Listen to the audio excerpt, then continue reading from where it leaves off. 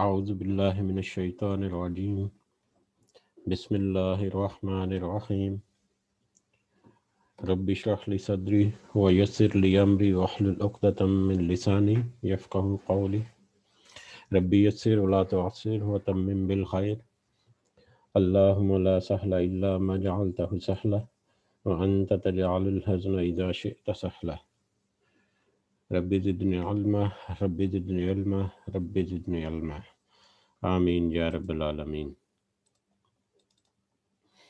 اللہ تعالیٰ کی توفیق اور اس کے خاص فضل و کرم سے آج ہم سورہ بقرہ کی آیت نمبر 181 181 سے دیکھیں گے انشاءاللہ۔ اللہ تعالیٰ کا لاکھ لاکھ شکر کہ اس نے ہمیں توفیق دی اور ہمیں وقت دے رکھا کہ ہم اس کی آیات کو پڑھیں، ان کو سمجھنے کی کوشش کریں اور جہاں تک ممکن ہو اس کو ہم اپنی زندگی میں اپنانے کی، اپنی زندگی میں لاگو کرنے کی کوشش کریں۔ پچھلی آیات میں ہم پڑھتے آ رہے ہیں، جیسا کہ کل تھوڑا سا ذکر ہوا، کہ اللہ تعالیٰ نے اس امت کو ایک شناخت دینے کے بعد ان کے جو ذمہ داریاں ہیں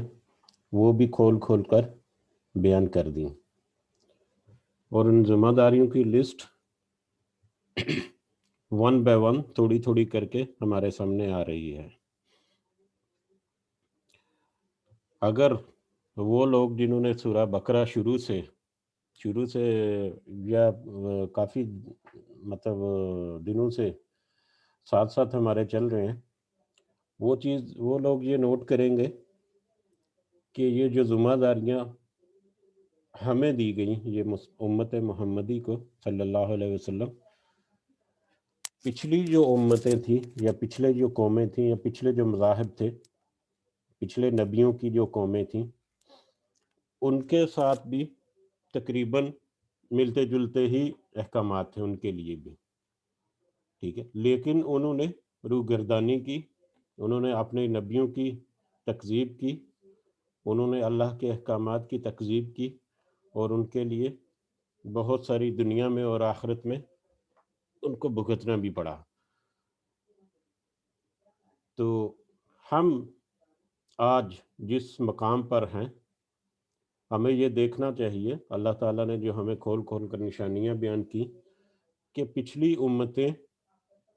کیا کرتی رہیں، ان کے کیا کرتوت تھے، اور اس کے بدلے میں ان کو دنیا اور آخرت میں کس طرح کی سزائیں اور کس طرح کی عذاب جو ہیں وہ ان کے نصیب میں لکھے گئے۔ تو بڑھتے ہم پچھلی آیت میں، آیت نمبر 178 جو کل ہم نے دیکھی تھی، اس میں اللہ تعالیٰ نے ایک انتہائی اہم موضوع کی طرف رہنمائی کی کہ معاشرے میں امن و امان کو قائم رکھنے کے لیے اور انصاف کو قائم رکھنے کے لیے سب سے جو اہم پہلو ہے وہ ہے خون ریزی، کسی کا ناحق خون بہانا۔ اس ضمن میں اللہ تعالیٰ نے بہت واضح الفاظ میں کہہ دیا کہ قتل کا بدلہ یا خون، کسی نے اگر کسی کو ناحق قتل کر دیا تو اس کا بدلہ یا اس کا قصاص وہ فرض کر دیا گیا، کتب علیکم، فرض کر دیا گیا قتال کا بدلہ، قتل جو ہے، ناحق قتل جو ہے، اس کا بدلہ لینا فرض کر دیا گیا۔ اس میں کچھ رعایتیں بھی دی گئیں دونوں پارٹیز کو، قاتل بھی اور جو مقتول کے ورثاء ہیں دونوں کو کچھ گائیڈ لائنز بھی دی گئیں کہ کیسے اگر تو وہ اس کے معاف کر دیں، یعنی مقتول کے ورثاء جو ہیں اگر اس کو معاف کر دیں، اللہ کی رضا کے لیے بالکل ہی معاف کر دیں، یا اس کے بدلے دیت یا کوئی تھوڑا سا رقم جو ہے وہ تقاضا کر کے اس کے بدلے اس کو معاف کر دیں، تو یہ بھی ان کے لیے بہتر ہے، اور اللہ تعالیٰ نے اس میں بھی آسانی رکھی ہے دونوں کے لیے۔ اور پھر ایک اور واضح الفاظ میں بتا دیا،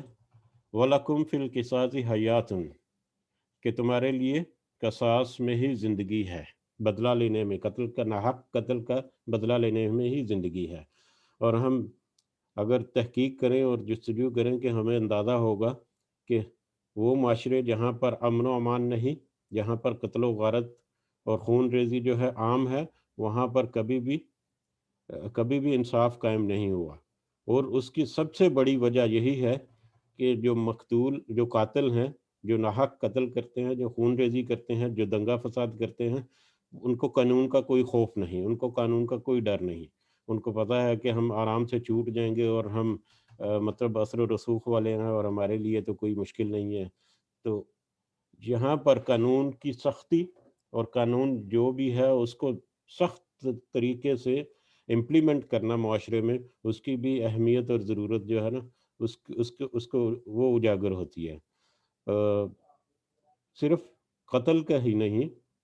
اس کے علاوہ بھی باقی جتنے قوانین ہیں، جب تک ان کے اوپر سختی سے عمل درآمد نہیں ہوگا، وہ قانون جو ہیں وہ بے اثر رہیں گے۔ اس کا جو ہم تبادلہ ہے، یا اس کا جو کمپیریزن ہم کر سکتے ہیں، میں یہاں پر قطر میں رہتا ہوں، پاکستان میں جو لوگ ہیں یا انڈیا میں جو لوگ ہیں، وہ اگر کمپیئر کریں وہاں کے قانون کو اور قطر کے قانون کو، کتابوں میں جو لکھا ہوا قانون ہے اس میں کوئی کمی بیشی نہیں، وہ سیم ہے۔ قطر کے قانون دیکھ لیں، انڈیا پاکستان کے یا دوسرے ملکوں کے قانون دیکھ لیں، آپ کو کتابوں میں لکھا ہوا قانون سیم ملے گا، لیکن فرق کہاں پر ہے؟ اس کی امپلیمنٹیشن میں۔ یہاں پر پتہ ہے کہ اگر کوئی قانون کی خلاف ورزی کی تو اس کی سزا ملے گی یا اس کی پوچھ گچھ ہوگی، اور اس میں چھوٹ نہیں ہوگی، تو آٹومیٹکلی جو عوام ہے وہ آٹومیٹکلی اپنے آپ کو سیدھے رستے پہ رکھتی ہے۔ لیکن ہمارے ملکوں میں بدقسمتی سے ایسا نہیں ہے۔ تو پچھلی آیت میں ہمیں بہت سارے اسباق دیے ہمارے معاشرے کی درستگی کے لیے، اور اس میں ایک ایگزامپل قتل کا جو بدلہ لینا یا قصاص ہے، اس کی صورت میں یہاں پر واضح کیا گیا۔ اب ہم دوسری آیت جو تھی، سیکنڈ لاسٹ آیت، اس میں پھر وصیت کرنے کا حکم دیا گیا۔ جو قریب الموت آگے، جن کو پتہ چل گیا، جو عمر کو گزر چکے اور عمر کے آخری حصے میں ہے، ان کے لیے، اور ان کے پاس ترکہ ہے، ترکہ جو ہے وسیع ترکہ ہے، یعنی ان کے پاس جو وراثت میں چھوڑنے والا مال ہے وہ وسیع ہے، تو ان کے لیے اپنے ترکے کی وصیت کرنا کا حکم دیا گیا۔ ٹھیک ہے، اور وہ حکم دیا گیا ایک حدیث کے مطابق، وہ حدیث ہم نے پچھلی کلاس میں پڑھی تھی کہ 1/3 تک، یعنی 1/3 حصہ جو ہے اس کو وصیت کی جا سکتی ہے۔ تو وہ وصیت مطلب اپنی مرضی سے وہ وصیت کر سکتا ہے، کسی فلاحی ادارے میں دے دے، یا قریب رشتہ داروں کو، وہ جو غیر وارث ہیں جن کا وراثت میں کوئی حصہ نہیں، وہ ان کو اس کی وصیت کر سکتا ہے 1/3 کا۔ باقی 2/3 جو ہیں وہ جو سورہ نساء میں ہیں، تفصیل سے جو آیات ہیں وراثت کی تقسیم کا، اس کے مطابق وہ تقسیم ہوں گی۔ تو دوسری آیت میں، یہ آیت نمبر 180 میں، اللہ تعالیٰ نے ہمیں ایک اور گائیڈ لائن دی کہ آپ نے وراثت کو تقسیم کیسے کرنا ہے۔ وراثت کی تقسیم کا ڈیٹیل جو ہے وہ تو انشاءاللہ ہم پڑھیں گے، لیکن اس کے بارے میں اس کی فرضیت اور اس کی اہمیت جو نا، اس کو یہاں پر تھوڑا سا اجاگر کر دیا گیا۔ پھر آیت نمبر 81، آیت نمبر 81 سے ہم دیکھ رہے ہیں آج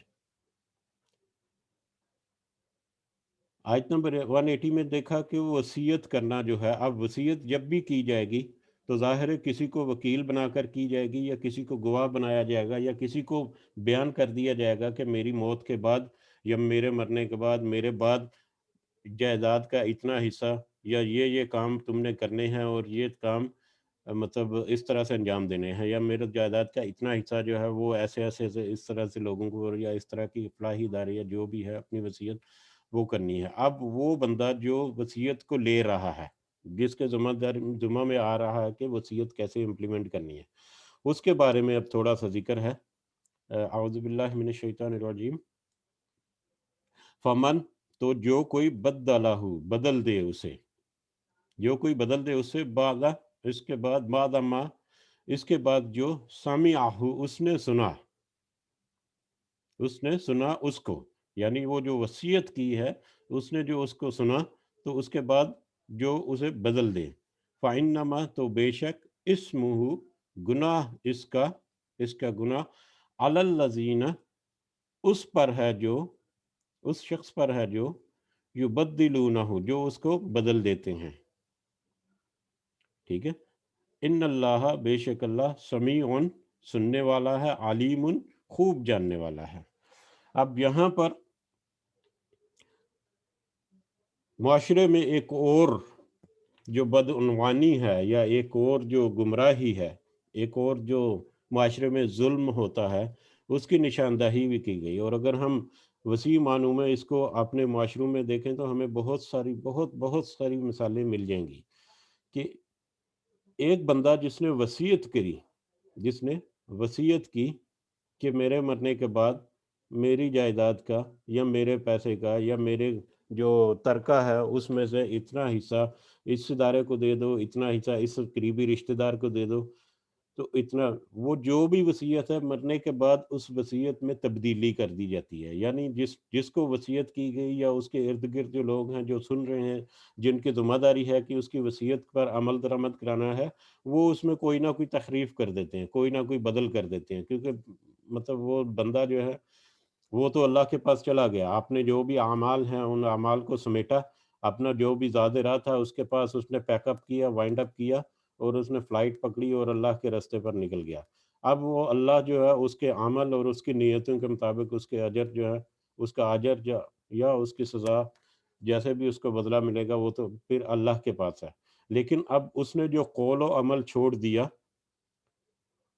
دنیا میں دوسرے لوگوں کے لیے، اب ان کا بدلہ یا ان کا حساب ان لوگوں سے لیا جائے گا جو اس کے ذمہ دار ہیں، ٹھیک ہے۔ تو جس نے اس کی وصیت کو بدل کر اس کے بدلے کوئی اور ناحق قسم کی بات جو ہے اس پر عمل کیا، تو اس کے لیے بہت بڑا گناہ ہے، ٹھیک ہے۔ جس نے اس وصیت کو بدلا اور اس وصیت کے الٹ یا اس وصیت کے برخلاف کوئی دوسرا عمل کیا، تو اس کا گناہ اس پر ہے جو اس وصیت کو بدل رہے ہیں۔ یہ یہاں پر اس لیے اللہ تعالیٰ نے کہہ دیا کہ کئی دفعہ اکثر خوف ہوتا ہے کہ میں اگر میرا جو ترکہ ہے اس کے ساتھ مطلب میرے بعد لوگ جو ہیں وہ ایسے کریں گے، یا میں مطلب اعتبار نہیں ہوتا کسی پر، تو اللہ تعالیٰ نے بہت واضح طور پر کہہ دیا کہ تمہارا عمل جو ہے وہ تمہاری نیت کے مطابق اس کا بدلہ ملے گا، لیکن اگر بعد میں تمہارے بعد اگر کسی نے اس کو بدل دیا، اس وصیت کو بدل دیا، تو یقیناً جو بدلنے والے ہیں وصیت کو، وہی اس کے ذمہ دار ہوں گے اور وہی گناہ گار ہوں گے۔ بے شک اللہ، ان اللہ، بے شک اللہ، خوب سننے والا ہے اور خوب جاننے والا ہے۔ وہ چیزیں جو آپ کے دل میں، وہ باتیں جو آپ کے دل میں ہیں، اللہ تعالیٰ ان کو بھی جانتا ہے۔ آپ کے الفاظ جو آپ کے ہونٹ ہلے بھی نہیں، لیکن آپ کے دماغ میں، آپ کے ذہن میں جو چیزیں ہیں جو چھپی ہوئی ہیں، وہ اللہ تعالیٰ ان کو بھی سنتا ہے اور ان کو بھی جانتا ہے۔ اور جو تم نے ادا کر دیے الفاظ، بے شک کسی کو بھی ادا کیے، اللہ تعالیٰ تو خوب سننے والا اور خوب جاننے والا ہے۔ فمن، پس جو خاف، خوف کرے، من موسن، وصیت کرنے والے سے، جانفن، طرفداری کا، او اسمن، یا گناہ کا، فاصلح، تو اصلاح کرا دے، بینہم، ان کے درمیان، فلا، تو نہیں، اسمن علیہ، اس پر کوئی گناہ، ان اللہ، بے شک اللہ، غفور الرحیم، بخت بخشنے والا اور نہایت رحم کرنے والا ہے۔ اب یہاں پر جو وصیت کر رہا ہے اس کے ضمن میں ہے کہ اگر اس نے کوئی ایک وصیت، کسی ایک شخص کو کوئی ایسی وصیت کر دی جو طرفداری کا یا گناہ کا ارتکاب جس میں ہو رہا ہے، یعنی ایک بندہ وصیت کر رہا ہے اور جو وصیت سننے والا ہے، جس کو وصیت کی جا رہی ہے، اگر وہ ریئلائز کرے کہ وصیت کا کچھ حصہ یا ساری کی ساری وصیت جو ہے وہ حق پر قائم نہیں. یہاں پر دو لفظ ہیں، جنفن اور اسمن. اب جنفن یہاں پر ترجمہ کیا گیا طرفداری کا، لیکن جنفن ایسی قسم کی غلطی ہوتی ہے جو انجانے میں کی جاتی ہے، جو لاشعوری طور پر کی جاتی ہے، جو کسی بندے نے اپنی سمجھ کے مطابق کچھ ارادہ یا کچھ نیت یا کچھ عمل کیا، لیکن وہ عمل جو ہے وہ غلطی پر مبنی ہے، کوئی ایسی اس میں غلطی کا احتمال ہے جو قرآن و حدیث جو ہے اس سے ٹکراتی ہے، یا جو کسی ظلم سے جا ملتی ہے، لیکن وہ غیر ارادی طور پر ہے، علم کی کمی سے کہہ لیں، یا مطلب حالات و واقعات کے مطابق غلط فیصلہ کر لیا، یا اس طرح سے جس میں اس کی انٹینشن شامل نہیں ہے، وہ غلطی کرنے والے کی، یا فیصلہ کرنے والے کی، یا وہ عمل کرنے والے کی. اسمن جو ہے وہ ارادتاً کیا ہوا گناہ اس کو ریپریزنٹ کرتا ہے، جان بوجھ کے کیا گیا گناہ، پتہ بھی ہے کہ اس میں کوئی غلطی ہے، پتہ بھی ہے کہ یہ اللہ کی شریعت یا اس کے کسی حکم یا نبی کریم صلی اللہ علیہ وسلم کے کسی حکم کی خلاف ورزی ہے، اس کے باوجود وہ گناہ کیا جائے تو وہ اسمن ہے. تو یہاں پر دونوں طرح کے گناہ جو ہیں ان کے بارے میں ذکر آ گیا.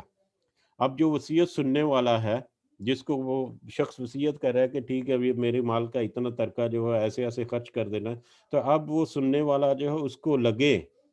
کہ وہ جو وصیت کرنے والا ہے وہ جانے انجانے میں یا جان بوجھ کر کوئی ایسا فیصلہ کر رہا ہے یا کوئی ایسی وصیت کر رہا ہے جو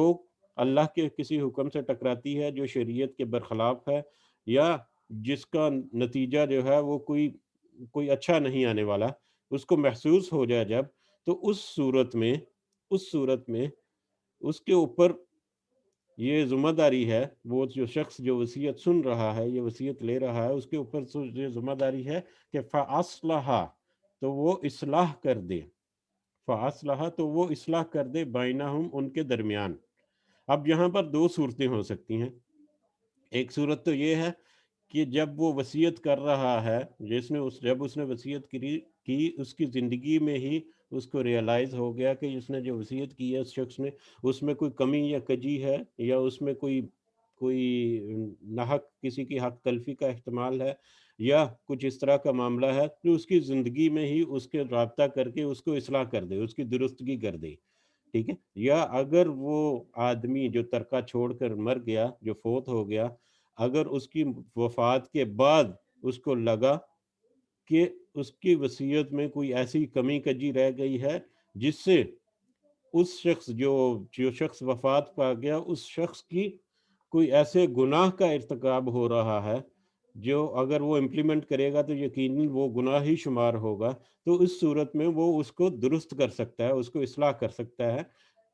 اللہ کے حکم، شریعت کے احکامات یا نبی کریم صلی اللہ علیہ وسلم کی ہدایات جو ہیں ان کے مطابق، اس سے بڑھ کر نہیں، اپنی حد سے تجاوز نہیں کرے گا، وہ اس نیت سے کہ وہ اس میں درستگی کرے گا، جس کا فائدہ اس کو تو ہوگا ہی اس کے عمل کا، لیکن جس نے ترکہ چھوڑا، جس کا مال ہے، جس کے لیے اس کو وصیت کی گئی تھی، اس کے حق میں بھی یقیناً وہ بہتر ہوگا. تو یہ یہاں پر دونوں کیس جو ہیں وہ آ سکتے ہیں. ٹھیک ہے. فلا اسمن تو نہیں کوئی گناہ علیہ اس پر، یعنی اگر وہ اس کی اصلاح کر دے، اس کی درستگی کر دے، اس کو احسن طریقے سے ادا کر دے، تو اس کے لیے اس پر کوئی گناہ نہیں ہے. ان اللہ، بے شک اللہ، غفور الرحیم، نہایت بخشنے والا اور نہایت رحم کرنے والا ہے. اب یہاں پر وہ ٹاپک جو ہے وہ اختتام کو ہوا، ترکے والا، وصیت والا. تو اب اس سے اگلا ٹاپک جو ہے اللہ تعالیٰ نے وہ شروع کر دیا روزے کے متعلق. تو روزہ کیونکہ ایک بہت ہی وسیع ٹاپک رکھنے والا ہے، بہت ہی وسیع ہے، موضوع ہے، تو اس کے لیے ہم یہ جو ایک دو آیات ہیں ان کا آج ترجمہ پڑھیں گے، کیونکہ وقت جو ہے یہ شاید 15 منٹ رہ گئے ہیں،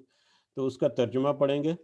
تفصیل اس کی جو ہے نا وہ دیکھتے ہیں. آج تھوڑی سی مختصر سی جو ہمیں سمجھ لگی، باقی تھوڑی بہت تفصیل جس کی ضرورت ہو تو انشاءاللہ کل والی کلاس میں بھی دیکھ سکتے ہیں. تو اگلی دو آیات جو ہے نا ان کا وہ کنیکٹڈ ہیں، انٹر لنکڈ ہے آپس میں. تو دونوں آیات کا ترجمہ ہم دیکھتے ہیں پہلے انشاءاللہ آج۔ تو یا ایھا الذین، اے لوگو جو آمنو، جو ایمان لائے ہو، اے ایمان والو، یا ایھا الذین آمنو، اے ایمان والو، کتبہ لکھ دیا گیا، فرض کر دیا گیا، علیکم تم پر، الصیام روزہ رکھنا، تم پر روزہ فرض کر دیا گیا، کما جس طرح کے کتبہ فرض کیا گیا تھا، لکھ دیا گیا تھا، علی الذین ان لوگوں پر، من قبلکم جو تم سے پہلے تھے، لعلکم تاکہ تم تتقون متقی بن جاؤ۔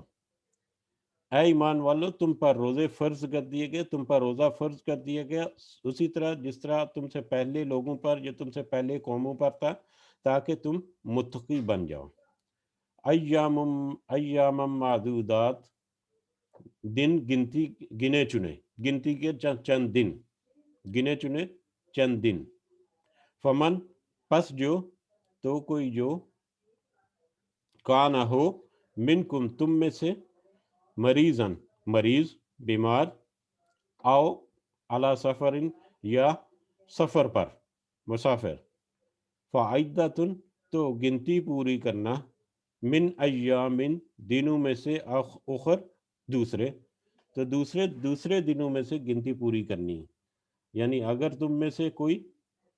مریض ہے یا وہ مسافر ہے، سفر کے دوران وہ روزے نہیں رکھ سکتا، تو وہ گنتی پوری کرے گا دوسرے دنوں میں، ان گنتی کے چند دن جو ہیں جس میں فرض ہے، ان کے علاوہ جو دوسرے دن ہیں ان میں۔ وعلی الذین، اور ان پر جو، یطیقونہ طاقت رکھتے ہوں اس کی، فدیتن فدیہ ہے، جو فدیہ دینے کی طاقت رکھتے ہیں ان کے لیے فدیہ ہے، طعام مسکین، ایک مسکین کا کھانا۔ جو طاقت رکھتے ہیں، جو روزہ نہیں رکھتے، اوپر دو جو وجوہات ہیں ان کی بنا پر جو روزہ نہیں رکھ سکتے، تو اگر ان کے پاس طاقت ہے تو وہ ایک مسکین کا کھانا فدیہ دیں۔ فمن پھر جو کوئی، تطوع خوشی سے کرے، خیرن کوئی نیکی، فہو تو وہ، خیرن بہتر ہے، لہو اس کے لیے۔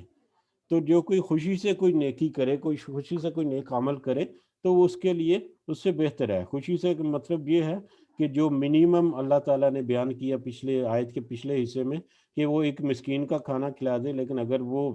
اگر وہ مالدار ہے اور اس کے پاس استطاعت ہے اور اپنی خوشی سے اگر وہ اس سے زیادہ کر دے تو اس کے لیے اور بھی بہتر ہے۔ وَعَن، اور یہ کہ، تصوموا تم روزہ رکھو، خیرن بہتر ہے، لکم تمہارے لیے، ان اگر کنتم ہو تم، تعلمون جانتے، اور اگر تم روزہ رکھو تو یہ تمہارے لیے بہتر ہے اگر تم علم رکھتے ہو یا اگر تم جانتے ہو۔ تو یہ آیت، اب اس آیت میں اللہ تعالیٰ نے روزے کی فرضیت جو ہے اس پہ بات شروع کر دی۔ میں کبھی کبھی کہتا ہوں کہ جب کوئی مشین پرچیز کرتے ہیں نا ہم، جب کوئی بھی جب ایکوپمنٹ پرچیز کرتے ہیں، گھر کا مطلب ٹی وی پرچیز کر لیا، چولہا لے کے آگے آپ، یا ریفریجریٹر لیا، یا آپ نے گاڑی لی، کوئی بھی آپ جب پرچیز کرتے ہیں چیز، تو اس کے ساتھ ایک مینوفیکچرر کی طرف سے، جو مطلب کمپنی جس کی وہ پروڈکٹ ہے، اس کی طرف سے ایک کتابچہ ملتا ہے۔ وہ کتابچہ جو ہے وہ آپ کو پورا بیان کرتا ہے کہ اس کو آپریٹ کیسے کرنا ہے، اس مشین کو چلانا کیسے ہے۔ میں کیونکہ اس آیت کا انشاءاللہ تفصیل کل دیکھیں گے، تو اس لیے میں تھوڑا سا ذکر کر رہا ہوں، دوسرا موضوع سے ہٹ کر نہیں ہے، ہمیں سمجھنے کے لیے کہ وہ مشین جو ہے، جو بھی اکوپمنٹ آپ نے لیا، اس کی آپریشن اینڈ مینٹیننس مینول ملتا ہے، اس کی کیٹلاگ ٹائپ ایک بک ملتی ہے جس میں اس مشین کو کیسے چلانا ہے، اس کی احتیاطی تدابیر کیسے ہیں، اور اگر اس میں کوئی خرابی آ جائے تو فرسٹ ایڈ کے طور پر یا فوری طور پر اس کی کیسے آپ اس کو ٹربل شوٹ کر سکتے ہیں، یا تھوڑا بہت اس کو ٹھیک ٹھاک کر سکتے ہیں۔ اور اگر وہ مطلب زیادہ پرابلم ہے یا اس کا نقص جو ہے وہ بہت زیادہ وسیع ہے، تو آپ اس کے مینوفیکچرر یا اس کا جو کمپنی کے جو نمائندے ہیں ان کے ساتھ رابطہ کر سکتے ہیں۔ تو میں کبھی کبھی کہتا ہوں کہ اللہ تعالیٰ نے انسان کو پیدا کیا اور کتاب کی شکل میں آپریشن اینڈ مینٹننس مینول جو ہے وہ انسان کو عطا کر دیا. اور نبی کریم صلی اللہ علیہ وسلم کی شکل میں ایک ٹیکنیشین تو نہیں کہنا چاہیے معاذ اللہ، لیکن جو میں مثال دے رہا ہوں اس کے مطابق اگر دیکھیں تو ان کو ساتھ عملی طور پر پوری زندگی ان کی ہمارے سامنے کھول کر رکھ دی، اور ان کی زندگی کے ایک ایک لفظ کو بھی اور ایک ایک عمل کو بھی محفوظ کر دیا ہمارے لیے، تاکہ ہم اپنی اصلاح کر سکیں. قرآن کو پڑھیں، اپنے آپ کو کیسے چلانا ہے، اپنے آپ کی کیسے اصلاح کرنی ہے، اپنے آپ کی کیسے درست رکھنا ہے، کیسے صحیح سمت میں رکھنا ہے، ہر طرح کی گائیڈنس ملے گی. اگر اس میں مزید گائیڈنس کی ضرورت ہے تو نبی کریم صلی اللہ علیہ وسلم کی سنت کو اور ان کی حدیث مبارکہ جو ہے ان کو دیکھیں اور اپنی اصلاح کریں. پھر بھی اگر آپ کو اور زیادہ توجہ کی ضرورت ہے تو آپ اپنے جو علماء ہیں، جید علماء ہیں، ان کی طرف رجوع کریں تاکہ انسان کی اصلاح ہو سکے. تو یہ آپریشن اینڈ مینٹننس مینول جو اللہ تعالیٰ نے انسان کا آپریشن اینڈ مینٹننس مینول قرآن کی شکل میں ہمیں دے دیا، اس سے پچھلی قوموں کو بھی ان کے آپریشن اینڈ مینٹننس مینول ملے تھے. تو اللہ تعالیٰ نے یہ ہمارے سامنے جو دے دیا، اس میں یہ ہمیں اپنے آپ کو کیسے آپریٹ کرنا ہے، یہ اس کی تھوڑی تھوڑی سی تفصیل آ رہی ہے. ٹھیک ہے، پچھلی آیت میں ہم نے دیکھا، سب سے پہلے دیکھا، اگر میں تھوڑا سا پیچھے چلوں تو اس میں ہمیں حلال اور حرام کی تمیز جو ہے اس کی دے دی گئی، ہمیں حرام چیزوں میں سے کچھ کی نشاندہی کر دی گئی. ٹھیک ہے، اور جو مطلب ہم قرآن کی کتابوں کو، قرآن کی باتوں کو چھپاتے ہیں اپنے مطلب مادی فائدے کے لیے، اس کو بیان کر دیا گیا. ٹھیک ہے، اس کے بعد نیکی کی وضاحت کر دی گئی. آیت نمبر 177 بہت اہم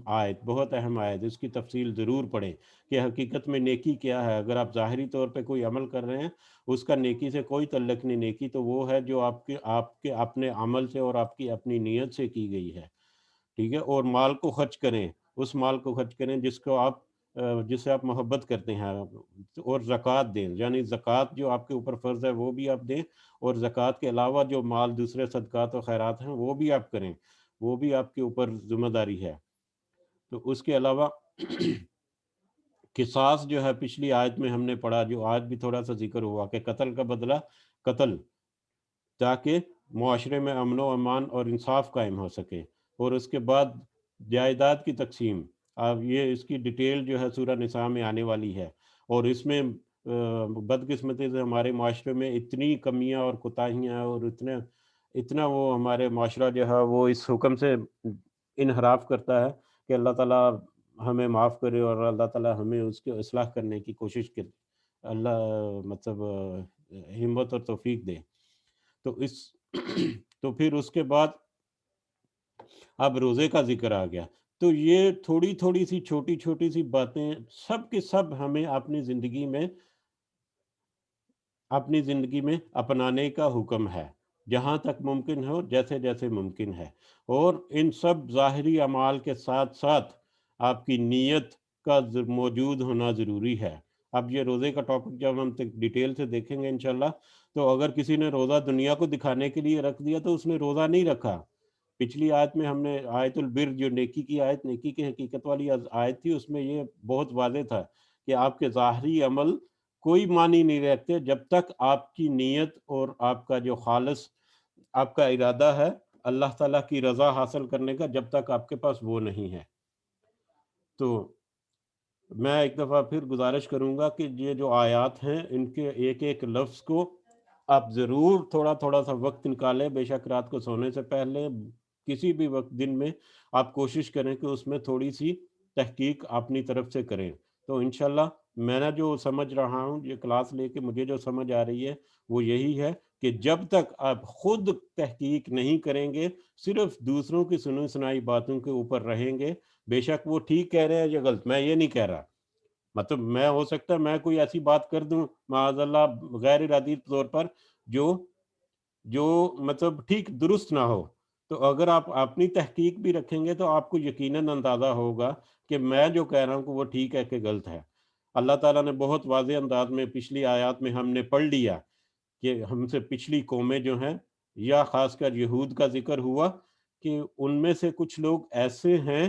جو صرف خواہشات رکھتے ہیں دنیا کی، جو صرف خواہشات رکھتے ہیں، اور ان کی خواہشات ان تعلیمات پہ مبنی ہیں جو ان کے علماء نے یا ان کے جو پریچر تھے انہوں نے ان کو دے دیے، جن کو کتاب کا علم تھا۔ سیم آج کے ہمارے معاشرے کی تصویر ہے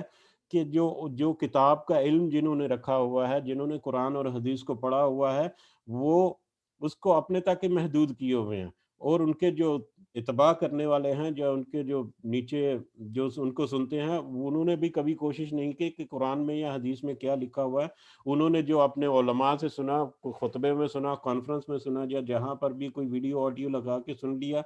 بس انہوں نے اس پر ہی اکتفا کیا۔ ٹھیک ہے، اب وہ بندہ ٹھیک کہہ رہا ہے یا غلط کہہ رہا ہے، ہم پیچھے بیٹھے ہوئے سبحان اللہ، ماشاء اللہ، الحمدللہ، بس یہیں پر ہمارا اکتفا ہے، اور ہم یہ یقین کر بیٹھے ہیں کہ ہمارا جو معلم ہے ہمیں وہ جو بتا رہا ہے وہی صحیح ہے، اور اس کے مطابق ہماری خواہش ہے کہ ہم انشاءاللہ جنت میں ہی جائیں گے، اور اللہ تعالیٰ ہمیں جنت عطا کر دے۔ تو نہیں، اگر آپ نے اللہ تعالیٰ نے آپ کو فہم دیا ہے تو آپ کی ذمہ داری میں ہے کہ آپ جو بھی آپ سنیں، جو بھی آپ دیکھیں، اس کے اوپر اپنی تھوڑی سی تحقیق ضرور کریں، اور یقیناً اگر آپ تحقیق کرنا شروع کر دیں گے تو آپ کے لیے راستے کھلیں گے، اور آپ کے لیے اس سے مزید ڈیٹیل میں جانے کا بھی آپ کو دل کرے گا۔ تو جزاکم اللہ خیراً۔ میں تھوڑا سا آج موضوع سے ہٹ پہ تھوڑی سی بات کر دی۔ مجھے امید ہے کہ مطلب اس میں کچھ نہ کچھ سبق ہمارے لیے ضرور ملے گا، اور اگر اللہ تعالیٰ ہمیں توفیق دے تو ہم ضرور جو بھی چھوٹے چھوٹے الفاظ ہیں ان کی گہرائی میں جانے کی کوشش کریں، تو ہمیں بہت سارا علم جو ہے، علم نافع جو ہے، وہ ضرور یقیناً ملے گا، جس سے اللہ تعالیٰ ہمیں ہماری اصلاح جو ہے وہ ضرور کرے گا، اور ہمیں یہ موقع ملے گا کہ ہم اپنے آپ کو جان سکیں کہ ہم کہاں پر کھڑے ہیں اور ہمیں آگے کس ڈائریکشن میں جانا ہے۔ تو سبحان ربک رب العزت عما یصفون وسلام علی المرسلین والحمد للہ رب العالمین۔ سبحانک اللہم و بحمدک، اشہد ان لا الہ الا انت، استغفرک و اتوب الیک۔ جی، اس میں کوئی اگر آپ کی طرف سے کوئی ایڈ کرنا چاہ رہے ہیں، آج تو الحمدللہ کچھ ایسے لوگ بھی ہیں جن سے میں ڈرتا ہوں ہماری کلاس میں، تو اللہ تعالیٰ نے ان کو علم دیا ہوا ہے، اللہ تعالیٰ ان کے علم کو اور وسیع کرے۔ اور یہ ظفر اقبال صاحب بھی آج ہمارے میرے ایک محسن ہی نئے بنے ہیں، انہوں نے بھی جوائن کیا۔ اللہ تعالیٰ سب کو استقامت دے کے اللہ کی کتاب کے ساتھ جڑے رہے ہم۔ تو میں خاص کر جویریہ آپی سے ریکویسٹ کروں گا اگر وہ کچھ کہنا چاہیں، ہمارے پاس 3 منٹ ہیں۔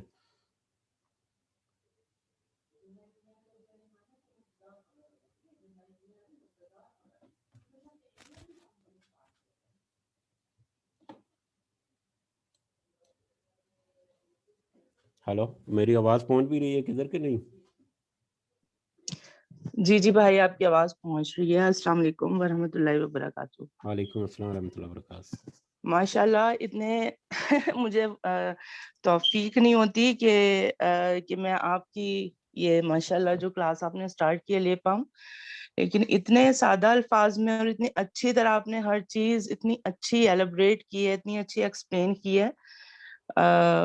بلکہ ایک جگہ میں خود پوچھنا چاہ رہی تھی کہ وہ جو آپ نے ترکے کی بات کی تھی کہ اگر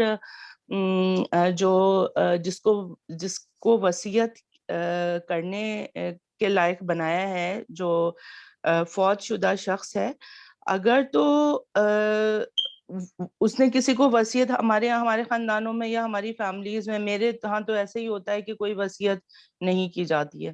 جو ہوتا ہے بس ہو گیا، جو ملنا ہے جس کو مل گیا، مطلب جیسے فلاحی ادارے میں دینا ہو یا وہاں دینا ہو۔ تو کیا اولاد بھی کر سکتی ہے اگر تو وصیت نہیں ہے اور لگ رہا ہے کہ ہاں کسی کے ساتھ ناانصافی ہوئی ہے؟ تو کیا میرا سوال ہی ہے، میں سوال ہی کروں گی، میں اس میں اور کیا ایڈ کروں؟ آپ نے ماشاءاللہ نہیں، اتنا وہ تو اچھا بہت واضح طور پہ بتا دیا نا، اللہ تعالیٰ نے بہت واضح کھول کے بتا دیا کہ جو اس کو وصیت کی گئی وہ یا وارث جو ہیں ان کو لگیں کہ اگر کوئی ایسی بات ہے جو اس طرف کو موڑ رہی ہے جس میں کوئی غلطی کا یا احتمال کا اندیشہ ہے، ڈیفینیٹلی اگر وہ کوئی وصیت کر گیا، یہ ہم نے حدیث میں پڑھا ہے، یقیناً پڑھنے والے ہیں ہم جلد ہی، کہ اللہ جی تعالیٰ جب کوئی برائی کا ارادہ کرتا ہے، جب کوئی نیکی کا ارادہ کرتا ہے تو اللہ تعالیٰ صرف ارادہ کرتا ہے تو اللہ تعالیٰ اس کے لیے ایک نیکی لکھ دیتا ہے، اور جب وہ اس نیکی کو انجام دیتا ہے تو جی اللہ جی تعالیٰ اس کے بدلے 10 نیکیاں لکھ دیتا ہے. لیکن جب کوئی جی گناہ کا ارادہ کرتا ہے تو اس کا گناہ نہیں کاؤنٹ ہوتا. اگر اس گناہ جی کو وہ بعد میں عمل میں نہیں لاتا تو اس گناہ کے بدلے ایک نیکی لکھ دی جاتی ہے. ٹھیک ہے. اور اگر وہ گناہ کو کر لیتا ہے تو اس کے بدلے ایک ہی گناہ جو ہے وہ لکھا جاتا ہے. تو گناہ جو ہے یا نیکی مطلب خاص کر جو قصدن کی جاتی ہے اس کا نتیجہ جو ہے وہ تو ہوگا اس کے عمل ہونے کے بعد. تو وصیت پہ عمل ہوگا اس کے جانے کے بعد. تو اگر جو جو وصیت پہ عمل درآمد کرنے والا ہے اس کو اندازہ ہو رہا ہے کہ یہ کوئی غلط قسم کا فیصلہ تھا، انجانے میں ہو سکتا ہے. فار ایگزامپل میں نے کسی فلاحی ادارے کو دے دی، این جی او کسی کو دے دی، اب وہ بعد میں پتا چلا کہ وہ این جی او تو کچھ ایسے کام کر رہی ہے جو غیر فلاحی قسم کے ہیں، اور ایسا بہت کامن ہے. تو اس کیس میں جو پیچھے ہیں جو ترکہ جن کی ذمہ داری میں ہے ان کی جو یقیناً جو ذمہ داری ہے اللہ کے حکم کے مطابق کہ وہ اس کی اصلاح رکھیں اور اس کو اس سے بہتر طریقے سے انجام دیں. صحیح صحیح ٹھیک ہے. جزاک اللہ بھائی، بہت اچھا ماشاءاللہ، اتنا بہترین آپ کرا رہے ہیں. اللہ تعالیٰ آپ کو جزائے خیر دے دنیا میں بھی اور آخرت میں بھی. بہترین تو اللہ تعالیٰ معاف کرے، بس ایک کوشش ہے نہیں، بہت جیسا آسان الفاظ میں ماشاءاللہ، بہت